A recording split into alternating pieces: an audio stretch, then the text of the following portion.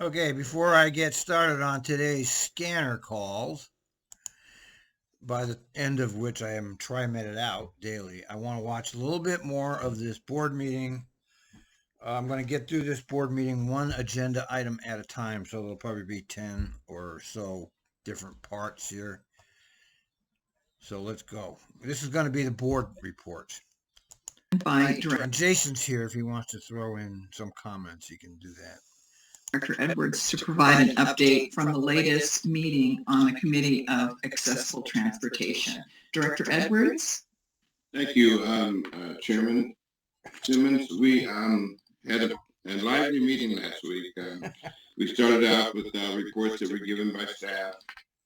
And Eileen Collins first shared with that Broadway Cab is having some concerns with TRIMET regarding shortages of drivers.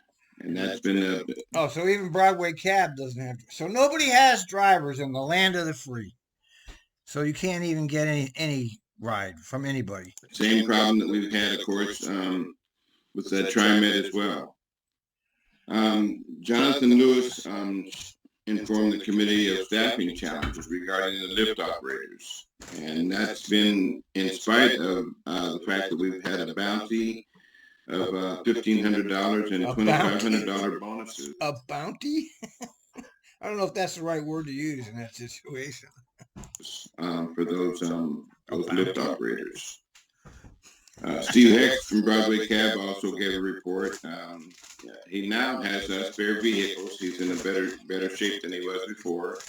And he's had a net gain of 2 wheelchair drivers, which is really makes a huge difference because we had drivers before that weren't able to assist folks that were wheelchair bound. There was a very lively discussion when Lonnie Nielsen gave his report, and he gave a very comprehensive report on the wraps that we have on buses. And that up in the other room. It was a very good discussion, and there was several suggestions that came out of that. There was some concerns about the wraps, the placement of the wraps on the windows. The wraps? And the wraps in general as regarding people being able to see out of the windows. And so 3 suggestions came out of that. One was that there would be an electronic trigger for stop alerts. In other words, when folks came up to a stop, somehow there would be something that would trigger it, so there would be an announcement that would be consistent so that folks would know where their next stop was coming. I don't know. How about this, Jason? Get rid of the wrap so people can see out the window. What do you think?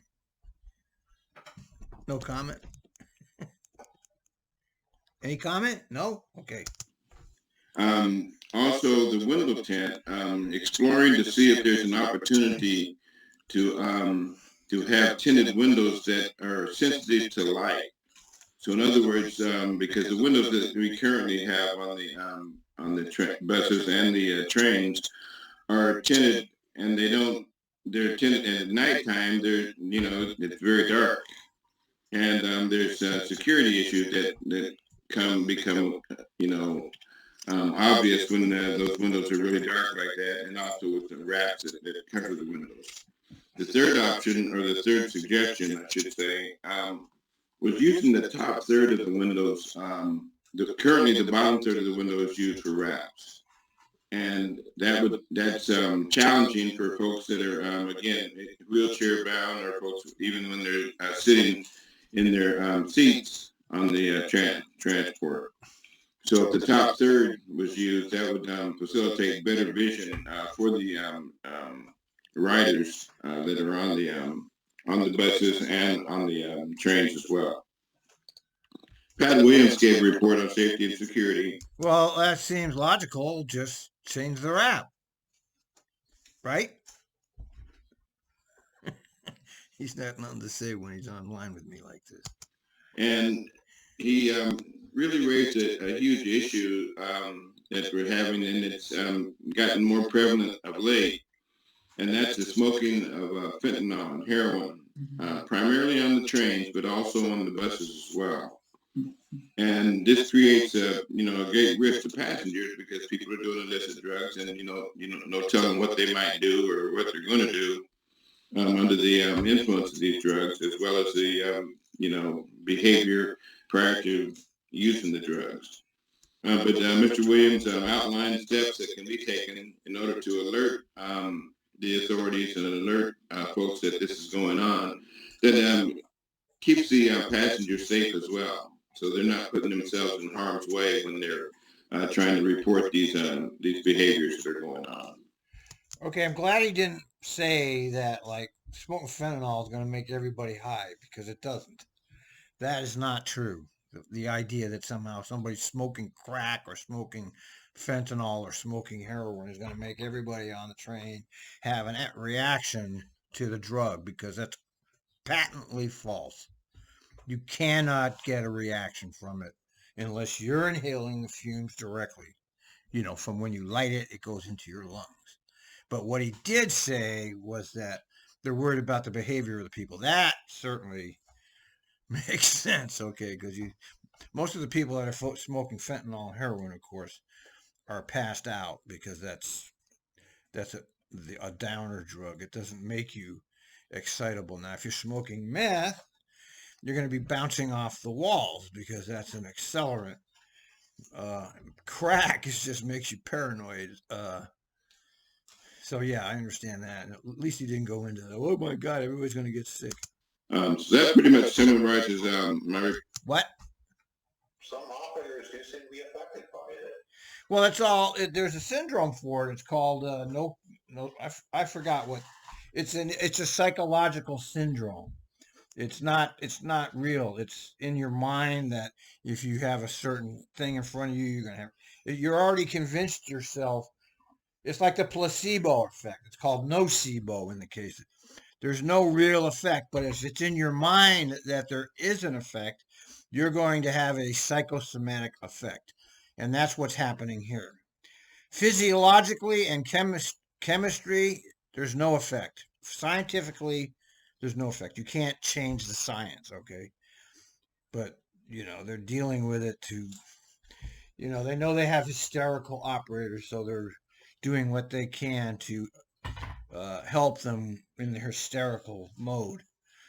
Maybe you don't like the smell or something, you get a headache. I suppose that's possible, but believe me, I've been around plenty of people smoking drugs in my life, and you don't get high from somebody else's high. And I never know, from my personal experience, I know it's a lie, so I know it doesn't work. And I've read plenty of literature on this to back up my point of view. And it's posted on my blog, by the way. Report. Any questions that someone may have? Yeah, thank you. That's an excellent report, Director Edwards. Does anyone have any questions or comments?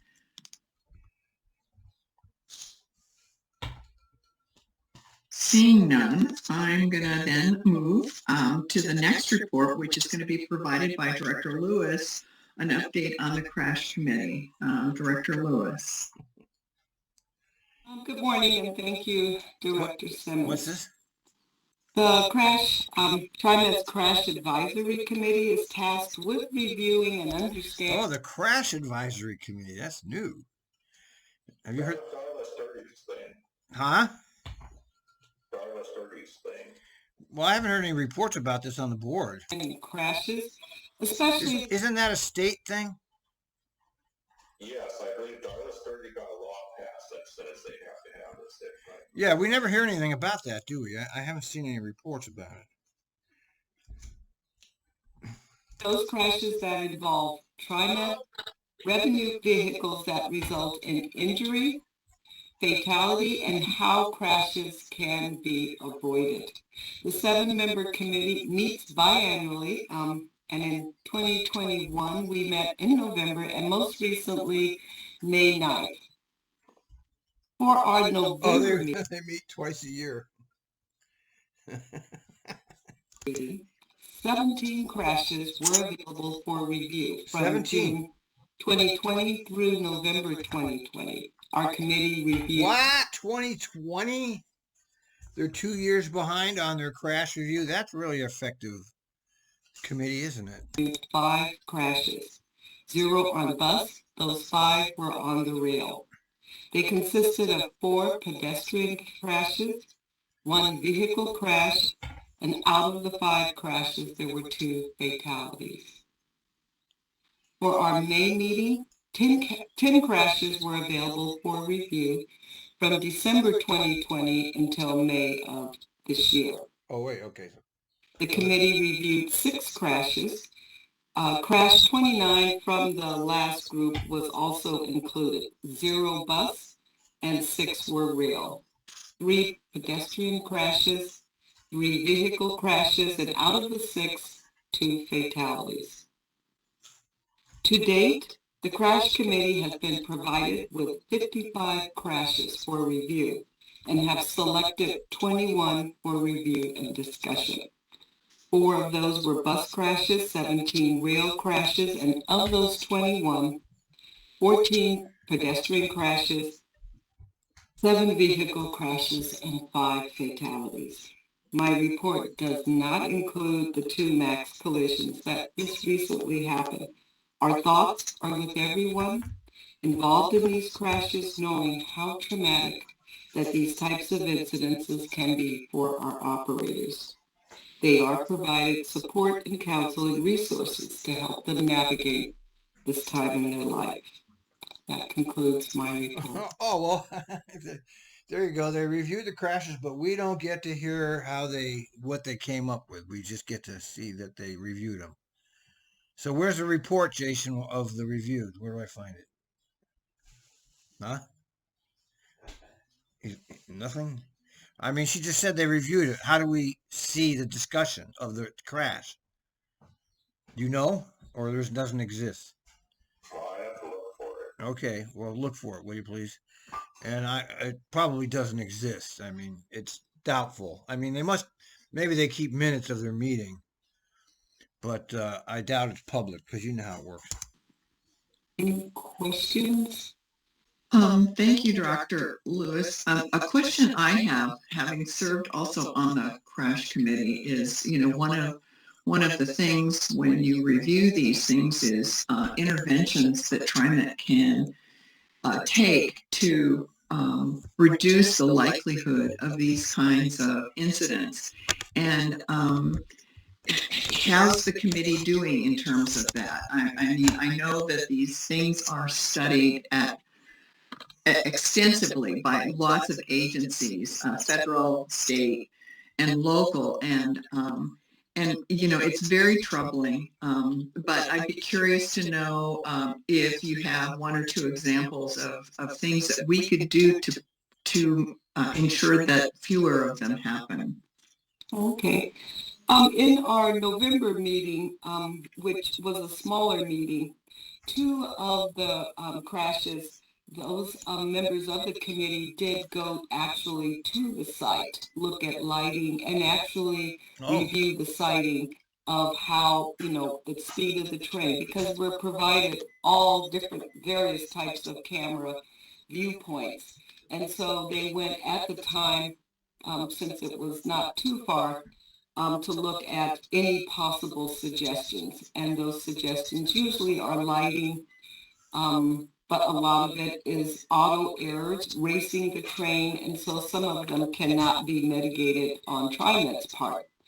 For our May meeting, that meeting consisted of Director, can't remember, I call him Andrew, more members of the safety committee that were present to answer our questions. And so there were quite a few members of TRIMET to help us walk through some of the issues. But for the most part of the crashes, they were consistent with cars not paying attention, being on the phone. We do note we could ask or have more police reports finalizing, or even the ones that were fatalities, to see what consisted of the situation with the person ending their life. Was there drugs involved? And so we've asked for the coroner's reports going forward that can be part of our packet. So it's at best a variety of types of issues, but so far when it does look or appear to be something that we as TriMet can correct, it happens, and happens immediately. Well, let's hear what she Thank corrected. you. What? I What? appreciate that. Does anyone else have any comments or questions for Director Lewis? Like what? Wait a minute. She just said when it's something that TriMet can correct, she corrects it, or they correct it immediately. Was her word. Why doesn't she? Here we go with the same fucking shit every time with these meetings. They don't actually tell you what they did to correct it. So how do you even know it's corrected? You have to take their word for it, like they're trustworthy and we believe you. I have a question. Yes, Kathy. Thank you. Thank you, Dr. Lewis, for this. This is a great update. I'm curious because we don't hear of the crash committee report very often, and you mentioned the committee doesn't meet as often as other committees.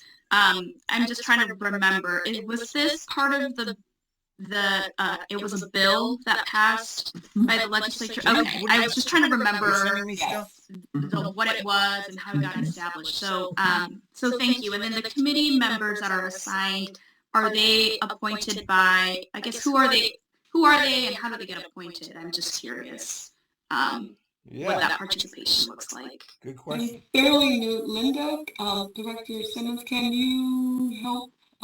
Because I your...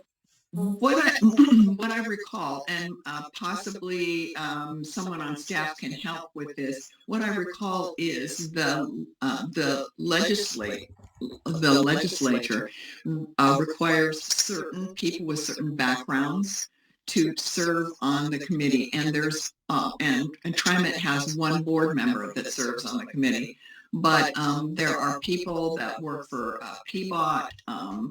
There are people that work for various agencies. So if there is anyone on staff that can help me out on this, I don't have that. I just know that the legislature, the legislation indicated. What? I put the list of members in the chat. Oh, in You this? see the chat? No, I don't. These types of people with these backgrounds had to be on, and they were primarily external. Here, I see this. The committee consists of 7 members. Where did it go? It disappeared on me. It's okay, President Simmons.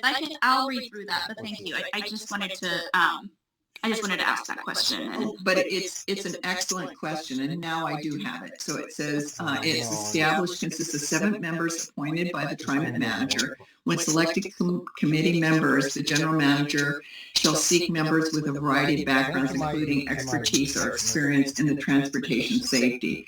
The members must include 1 member who is an expert in transportation safety, engineering, design or planning, including the efforts by the City of Portland to eliminate transportation-related deaths and serious injuries in Portland. 1 member who's an advocate for public transportation. 1 member who's an advocate for pedestrians or bicyclists. 1 member who's an advocate for transportation safety. 1 member who is an advocate for elderly persons or persons with disabilities. 1 member who's a state or government official with responsibilities for transportation infrastructure, and 1 member who is a TriMet board member. Thank you. That's super helpful. Yes, it is. So what? Who cares? Where's the reports? I don't care who's on the committee. I want to see the reports. Can you find any reports? Thank you for the question. Any other questions? All right, then we're going to move on to the next report, and that's going to be provided by Vice President Irish Bauman on the Finance and Audit Committee. Director Bauman? Why should she call it? Yes, thank you. Good morning, everyone. The Finance and Audit Committee met this morning just before the board meeting, and we had just 3 items on our agenda, but we filled our hour. The first item was a review of changes to the TriMet budget since the preliminary budget was approved, and that those changes are going to be covered later in the board meeting, but I'll just mention it very briefly that the changes result from, among other things, looking at reforecasting revenues and actual spending. Some of the changes. Ozzy put on his Why'd you put on your mask, Ozzy? There's nobody there. He just went all this meeting and all of a sudden he decides to throw on his mask right now. Our increased projected passenger revenues, some stiff funding. It looks like he's alone to me. What do you here? Can you see that? Let me see. I can't. Can you see anything there? Probably not. Can you see him? Yeah, I don't know where he is. You know, we don't know where he is. I don't either. He looks like he's in some kind of a vault. Changes and expenditure adjustments due to new hires and salary changes, and also changes to the cost of fuel. So again, the board will hear more about that later in this meeting. Next, Kara Fitzpatrick introduced TRIMET's new auditors, I. Bailey. This is the first time that they've provided an audit, or that they will provide an audit for. Yeah, they got rid of their auditor, man. I couldn't believe it. You know, the people that have been doing their audit forever, what was their name? Oh, man, I can't remember offhand, but they were doing it for years and years and years, and all of a sudden they decided to dump them. Wasn't it like K&L Gates, I think, or Moss Adams? Moss Adams, that's it. That's who it was. So after all these years, they kicked them out. I wonder why. They always gave them glowing reviews. I mean, TRIMET's financial statements. So we had a presentation. They weren't the lowest price or whatever. From maybe one of the project partners, Ahmad Garibay, and he said that they are now working on the audit. The auditors started work in May. They're going to spend 2 weeks on site at TRIMET, and they may return later for more on-site work, but they also will work remotely, because the agency, they said, has done a good job of getting the relevant documents onto the portal for their review. So they're going to do an audit of the financial statements as of June 2022. They're going to review internal processes and especially review expenditure of COVID-related federal funds and STIP funding. They will also look at internal controls. We should expect that their work will end in September, and they will issue an opinion in November, and we'll hear more about it then. And the final item on the agenda was a report on the Interstate Bridge Replacement Project. And again, the board will be hearing about that towards the end of our meeting today. But we had a preview, and we had quite a few folks from the TRIMET team and also from the IBR team participating. We heard kind of echoes some of the public testimony you just heard. There is a locally preferred alternative that's been you cooking something? Proposed. This is part of the environmental review of the project. Yeah, the project hasn't even been funded, but they have all these six-figure executives working on it. I mean, all of those people are getting six-figure salaries to get ready to apply. So, I mean, it's already a boondoggle without even starting anything. Don't forget the consultants. Huh? Don't forget the consultants. Yes, and all of them, I mean, millions and millions of dollars. Some of the elements of the LPA include, as you may know, light rail along the I-5 alignment. We heard that there fail light rail. Great idea. It's garbage. There's polling and other studies have shown high demand for transit between Vancouver and Portland, and light rail is the preferred mode. Community feedback has shown French fries? that folks are concerned about dealing with congestion and having more transit options. Some of the, at our next meeting in June, the board will be asked to approve certain conditions that will be attached to the locally preferred alternative. And so stay tuned for that. And again, you'll be hearing more about this topic later in the meeting. And that is my report. No, you don't. No. Thank you, Director Bauman. And does anyone have any questions right now on the report? No. Okay. Thank you so very much. So that now we're going to move on then to Director Kim, who's going to give us These board reports are better than the general manager's report. General manager's report has nothing. an update on the Metro Policy Advisory Committee. Director Kim? Yes. Here's a report on the April MPAC meeting. At the April meeting, there was a briefing to MPAC on the climate-friendly and equitable communities rulemaking Equitable by the Department. Equitable communities. We got hundreds of thousands of people in tents, but we're talking about I never really watched or never really seen Sam. Oh, really? Of Land Conservation and Development. The statewide rulemaking includes the new requirements for transportation system planning to take climate impacts into account, and new parking Agenda 2030, folks. reform policies to limit parking. Previously, Agenda 21. They've changed it. Same thing, though. Minimums within half a mile of frequent service transit corridors. These rules were temporarily adopted by the Land Conservation Development Commission last week, with final consideration to take place this upcoming July.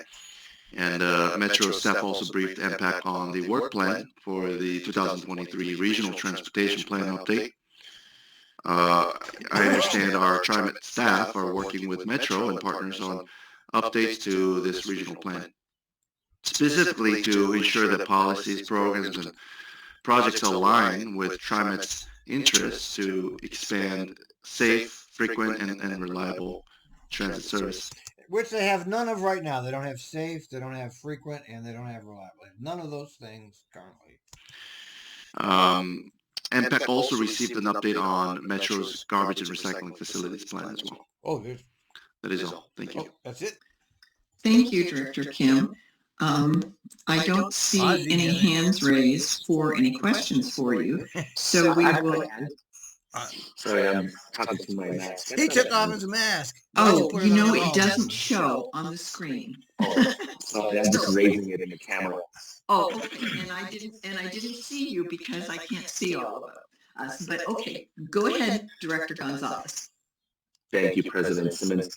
Director Kim, I was really curious as to some of the insights or highlights that were brought forward in the waste regional plan. Is there, with the solid waste regional planning that you just mentioned, is there any major infrastructure project, any major changes that they're talking about? You know, I'm not certain, Ozzy. To be frank, you know, we've got, this wasn't the first time we've gotten updates a few times, but if helpful, what I can do is follow up with, specific on-point questions, asking Metro for, I think, what are specific, upcoming projects that we can anticipate in connection with this facilities plan. Would that be helpful? And I can follow up with you in the coming weeks. That would be great. I appreciate that, Director Kim. Thank you so much. We'll do that. And in fact, I'll get those responses to President Simmons so she can, circulate accordingly. Okay, great. Thank you. Thank you very much. Okay, so that was an excellent report. I appreciate that. And so now we're going to return to Director Lewis. We've got her very busy. She's going to give us an update on the Reimagining Public Safety Committee. Director Lewis? Thank you again, Director Simmons. We just like seeing you. Reimagine Public Safety Advisory Committee met on May 17th. It was well attended, and we appreciate the committee members' commitment and their time to this advisory committee. Director Pat Williams provided our monthly safety report, which included riders using the rail system, smoking the intoxicants. Director Ed, that's the lawyer for TRIMET, which gave a good overview on this report. It's probably similar, and so yes, the agency is addressing this because it is a health and safety hazard for riders, and not doing anything. The staff. What's so hard to do? Put some fucking people on, hire some people. I mean, have them ride the trains. What's the big deal, man? You got $1.9 billion budget. Hire some people to ride the trains. Okay, is it that big of a deal? Yeah, apparently. Director John Gardner provided an update on the RFP process regarding the micro grants. The micro grants. Yeah, we got money here. Come get our money. We got money. We got no transit system, but we got money. Community-based training initiative. Community-based training. Yay.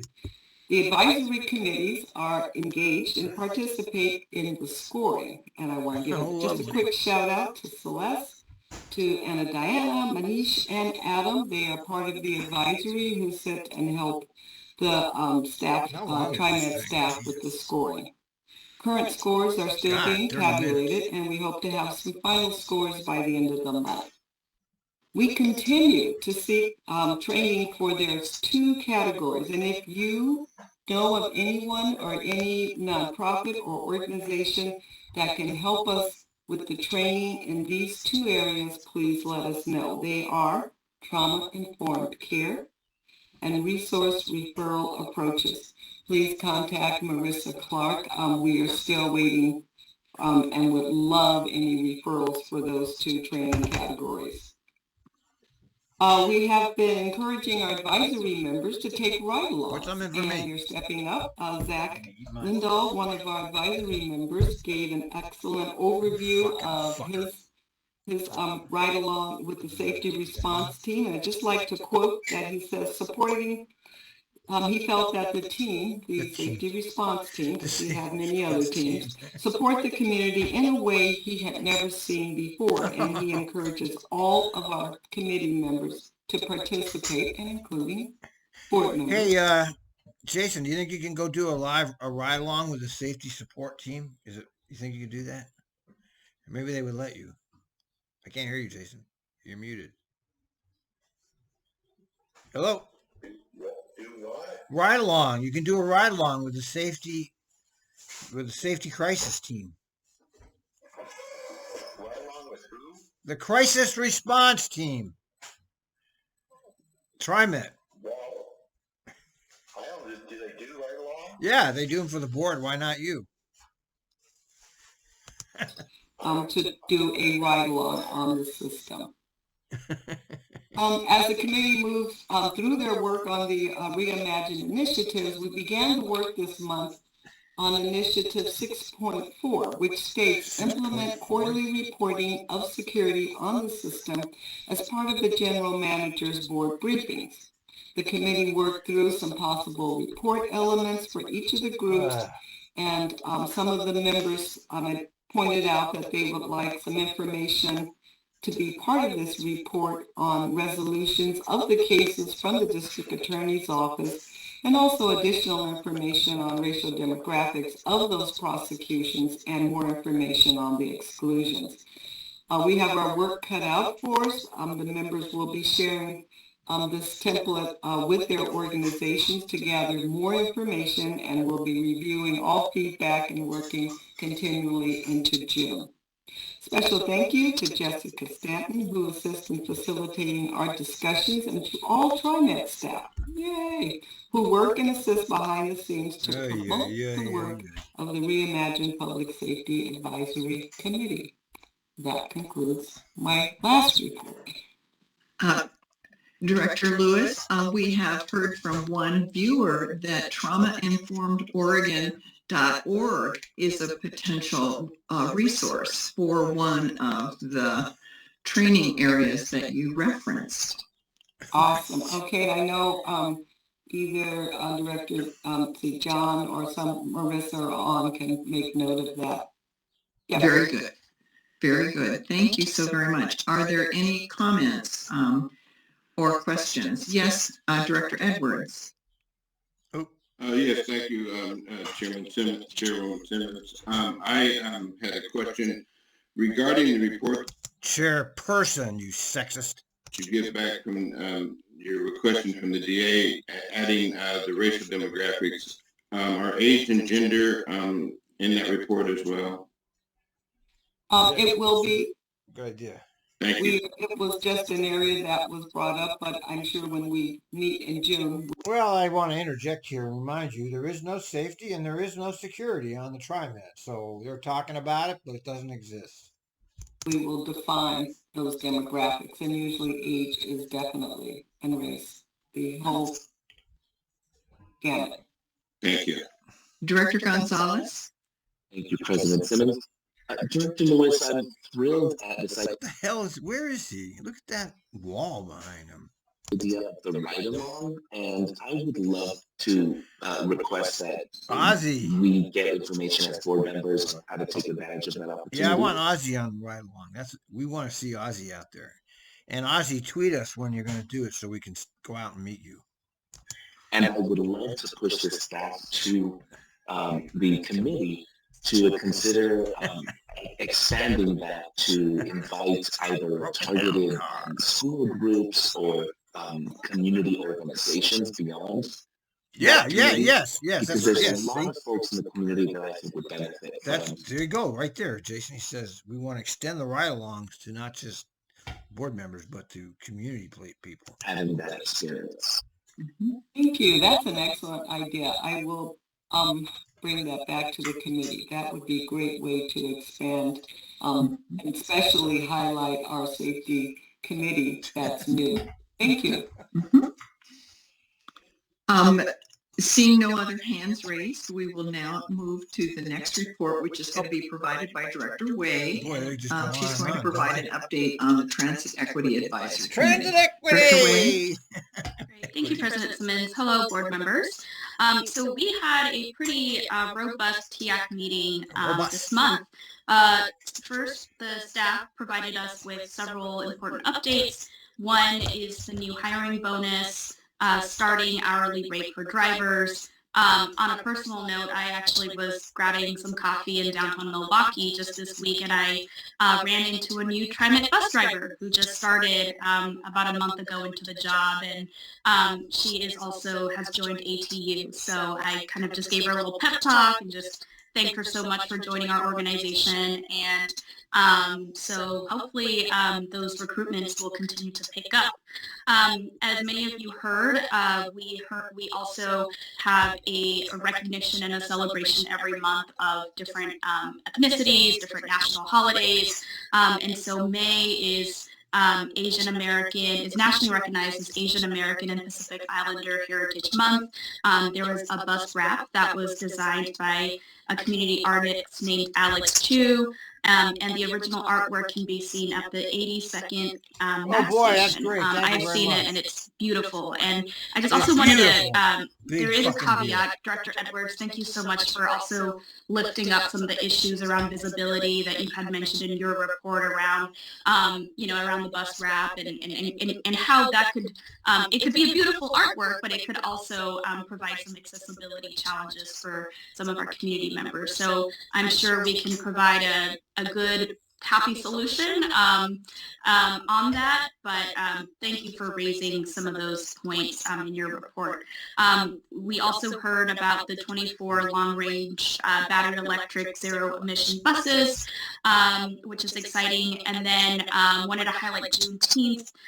Beginning this year, very exciting, TRIMET will honor and recognize Juneteenth as an annual paid agency holiday, and hopefully at next month's board meeting we will hear a little bit more about this particular day and why it's just so important for all of us to Virtue signaling. honor and recognize. We also heard about some of the amazing STIF, the State Transportation Improvement Fund projects That's the tax grab where they raised your taxes without a vote of the people. They said, we're going to steal your money, whether you like it or not. And they did it. They voted for it without your approval, because that's how government works. have really taken underway. So really excited to report. Just steal your money. Steal all of our money. Toll us. Increase the prices. Add the tax. I mean, they're killing us, people. They're killing us. Wake up. What? People don't like it, they can vote other people in. Yeah, right, Jason. It's a goddamn fix. Don't you know that by now? You can't vote anybody. Once this system does not change, you understand? Never. It never changes. Doesn't matter who's in there. If you vote, you're a fool. Maybe if they had ranked choice voting, there would be something worth voting for. But we don't have that here. It's like whoever gets the most votes wins, even if it's not a majority of the people. We have the most broken election system in the world, other than like China, who has no election system. that for June, we are planning to distribute 4,000 summer passes to our high school students in all three areas. So Clackamas. All right, now there's something good. There's a positive thing that they're doing. They're giving passes to kids. Now, yes, some of them are going to be rambunctious and create some problems. Hopefully, they'll get an operator who's not hysterical when they do that. They don't run into the hysterical operator who's going to freak out. But it's a good thing. Anytime they give anything for free, I'm all for it. Okay, anything that increases people's ability to ride the system I'm in favor of it. And free transit, fair free transit is the way to go. Washington, Multnomah County. Really big shout out to Amparo Augusto from the TIAC team for really coordinating this, getting the word out to the school districts. I've also heard that we will also be working a lot with community-based organizations as well, serving young people. Community-based organizations. Yes, John has been also on top of that and sharing some information in the chat as well. So really great to just, for students to be able to take more public transit. And this is also streetcar as well, that they can take to go to work and go to activities during the summer. Kathy, and then in July, the low-income fare participants will receive 1 month free of fare. Good. And we also have an expanded access transit fund, which will continue to provide support to low-income seniors, folks with disabilities. Yeah, low-income seniors, we won't give you free tickets. We'll give you a low-income ticket. But free? No, you have to pay. To veterans. We also heard, like many of you, about the Interstate Bridge Replacement Program. Heard the boondoggle pork barrel of all time, folks. A really in-depth presentation about it. We heard from community members today sharing some of their concerns and feedback, and that community feedback process will continue. So we hope to hear more. And then, let's see. And then we also heard a really great update on TOD, which is our transit-oriented development policies and procedures, as some of the board members may remember. Hey, Jason, when are they shutting down Hollywood? Do you know? When's Hollywood getting shut down? You have any idea? I mean, they've already passed the resolution. It's all a done deal. You know when it's actually happening? Off the top of your head? Probably not, huh? No? No, I can look, though. Yeah, can you look it up? Really, an opportunity for TriMet to take a look at all of our parcels and all of our land that we have and see if we can. Yeah, that's what TriMet does, folks. They're a property development agency, and it's 100% funded, 100% functional. Your transit system is a complete disgrace. It's not functional. I would suggest nobody use it. But the property development agency part of TriMet's all 100% funded. There, money flowing all over the place, and nothing's stopping there. Nothing has stopped. Nothing did stop. It all went forward. Develop multi-use buildings and housing and services to better serve. Yeah. It's the old Agenda 21, pack and stack. You put in the public transportation, you stack the serfs right along it, you stack them up, and now the serfs are completely dependent on the government. That's Hollywood things and design assistance, it looks like. When?